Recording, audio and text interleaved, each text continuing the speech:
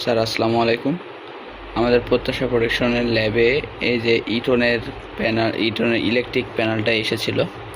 এটার মূল সমস্যা ছিল আমরা যখন 440 ভোল্টেজ দিচ্ছিলাম তখনও এই প্যানেলটা রান হচ্ছিল না, কোনো রকম রেসপন্স করছিল না।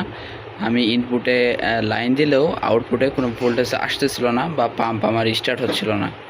তো আমাদের প্রত্যাশা প্রোডাকশনের ল্যাবের ইঞ্জিনিয়ার এগুলো রিপেয়ার করেছে, যেখানে যা সমস্যা ছিল সেগুলো করেছে।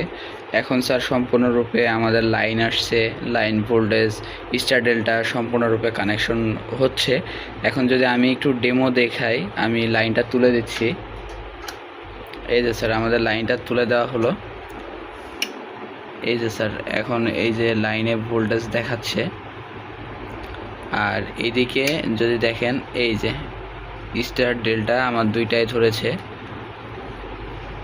বোর্ডটাও এখন হার্টবিট থেকে শুরু করে সব কিছুই আছে। এখন বোর্ডটা সম্পূর্ণরূপে আমার কমপ্লিটলি ওকে আছে স্যার। Thank you sir.